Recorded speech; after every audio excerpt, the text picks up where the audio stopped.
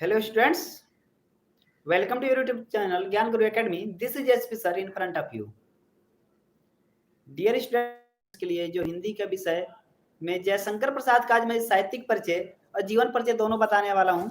So students इस video को अंत तक देखिएगा और हो सके तो पेन डाउन करके रख लीजिएगा ताकि आपके बोर्ड एग्जाम के लिए आपको सहायता कर सके। ठीक है, चलिए शुरू करते हैं आज की वीडियो। लेकिन उसके पहले मैं आप लोग को बता दूं कि बच्चे कमेंट करके पूछते हैं, जैसे हम आगे पढ़ा दिए तो बच्चे पीछे से पूछते हैं कि सर वो वाली वीडियो बना दीजिए। सो स्टूडेंट्स मैं आप लोग को याद दिला दूं कि कक्षा 12 की इंग्लिश की पोएट्री की सारी वीडियोज बन चुकी हैं और प्रोज की भी कुछ चैप्टर्स की 2-3 चैप्टर्स आई थिंक की बन चुकी हैं। ठीक है, तो उन वीडियोज को आप लोग जाके प्ले लिस्ट से देख लिया कीजिए। आप लोग कमेंट करके कहते हो सर बना दीजिए। ठीक है, तो बेटा वो सारी वीडियोज बन चुकी हैं, ऑलरेडी आपके चैनल पे पड़ी हुई हैं, उनको प्ले लिस्ट से जाके आप देख सकते हैं। ठीक है, कोई दिक्कत नहीं, कोई इशू नहीं, आपने प्ले लिस्ट से जाके चेक करेंगे। क्या किया है कि हिंदी में मैंने कवियों का परिचय, ठीक है, क्या किया है कि जो कवियों का परिचय, लेखकों का जीवन परिचय खत्म हो चुका है, कवियों का जीवन परिचय मैं आप लोग को पढ़ा रहा हूँ। ठीक है, तो इसमें भी आज मैं तीसरे कवि का जीवन परिचय बताने रहा हूँ जो कि बहुत ही इंपॉर्टेंट है। ठीक है, जयशंकर प्रसाद जी का। तो बेटा ये न्यूज थी आप सबके लिए। आप लोग कहते हो सर वीडियोज कहाँ है, तो सारी वीडियोज प्लेलिस्ट में पड़ी हुई है, आप पुरानी वीडियोज को उठा के देख लीजिए, सारे आपके डाउट्स क्लियर हो जाएंगे। क्लियर है?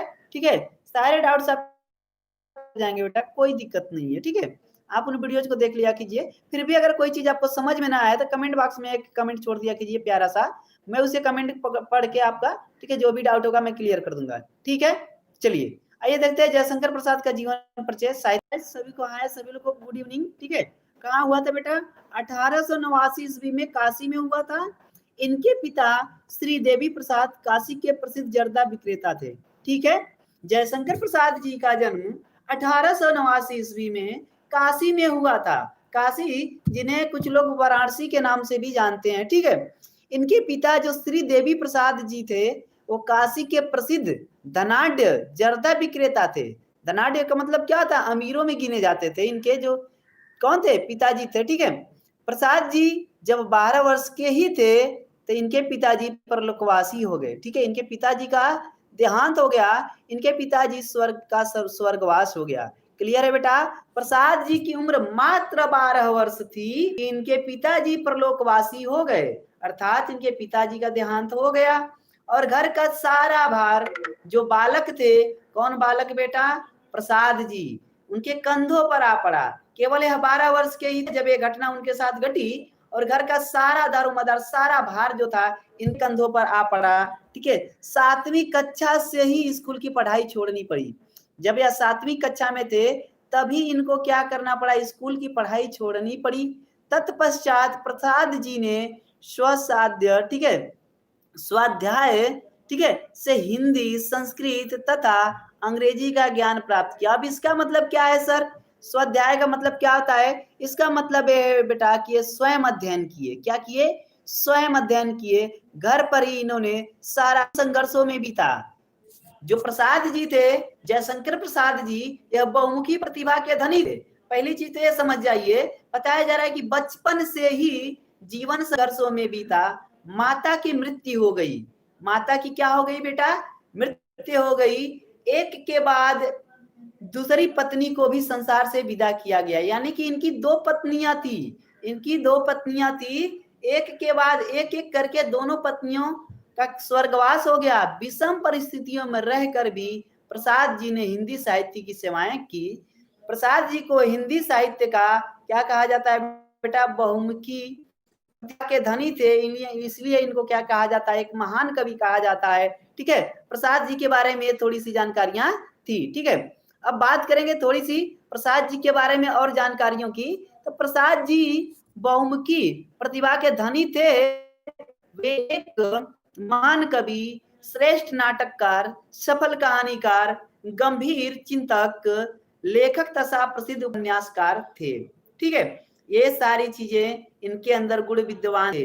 वे एक महान कवि, श्रेष्ठ नाटककार, सफल कहानीकार, गंभीर चिंतक, लेखक तथा प्रसिद्ध उपन्यासकार थे। क्लियर है?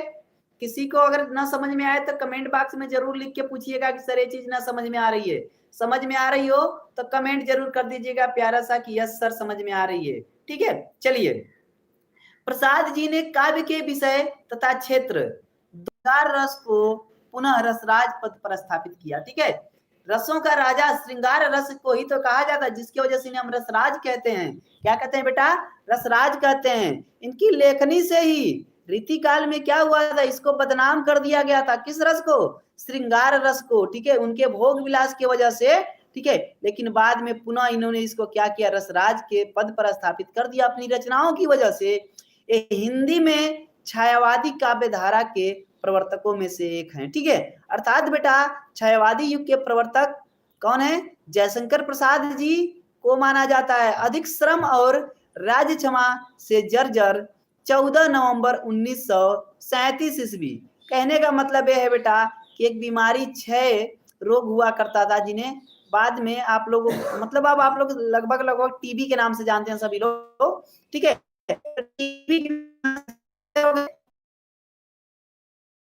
वर्ष की अल्पायु में ही इनका स्वर्गवास हो गया। ठीक है, मात्र 48 वर्ष के ही थे प्रसाद जी की 14 नवंबर को इनका स्वर्गवास हो जाता है।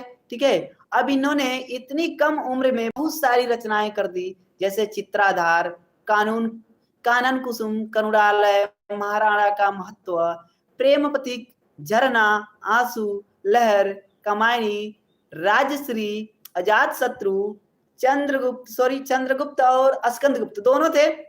इनकी रचनाओं में ध्रुव स्वामिनी, प्रतिध्वनि, आधी, चित्राधार की कहानियां, कंकाल, तितली, इरावती अपूर्ण, उर्वशी, प्रेम राज्य, जितनी भी मैंने इनकी कृतियां बताई है बेटा, ये सारी कृतियां जयशंकर प्रसाद जी की ही है। ठीक है, तो आई थिंक कि आप लोगों को इनका साहित्यिक परिचय और जीवन परिचय अच्छी तरीके से समझ में आया। अगर कोई भी आप लोग को दिक्कत हो बेटा तो कमेंट बॉक्स में कमेंट करके जरूर बताएं कि सर ये प्रॉब्लम है। हम आपकी प्रॉब्लम को जरूर समझेंगे और नेक्स्ट वीडियो में उन्हें समावेश करके भेजेंगे। क्लियर है? ठीक है, चलिए तो आज की वीडियो में सिर्फ इतना ही था। फिर भी मैं आप लोग को जाते जाते कि चैनल को क्या करना है, आपको सब्सक्राइब करके जरूर रखना है, क्योंकि हम ऐसी ही वीडियोज, क्वालिटी वाली वीडियोज में आपके लिए लेके आता हूँ, ताकि यूपी बोर्ड के एग्जाम 2021 में आप अच्छे नंबर प्राप्त कर सकें। आप हमारे चैनल के साथ जुड़े रहिए। यहाँ हर प्रकार की, हर तरह की सब्जेक्ट पढ़ाई जा रही है। धीरे धीरे हर सब्जेक्ट की शुरुआत की जा रही है। सभी टीचर्स लोग हमारी शुरुआत कर रहे हैं बेटा। तो क्या है, आप हमारे चैनल के साथ जुड़े रहिए। चैनल का बेल आइकन दबा के जरूर रखिएगा, क्योंकि यूट्यूब का एल्गोरिथम कहता है कि अगर आप बेल आइकन दबा के नहीं रखे हो तो आपके पास नोटिफिकेशन सूचना नहीं भेजी जाएगी। ठीक है, तो क्या करना है, आपको बेल आइकन दबा के जरूर रखना है। ठीक है, चलिए और एक चीज बता दूं बेटा, जो लोग भी क्या करते हैं, मैथ साइंस की तैयारी करते हैं, बायोलॉजी की, बायोलॉजी वाले वीडियोज को जरूर देखा करें, लाइक शेयर कमेंट जरूर किया करें उनकी वीडियो को।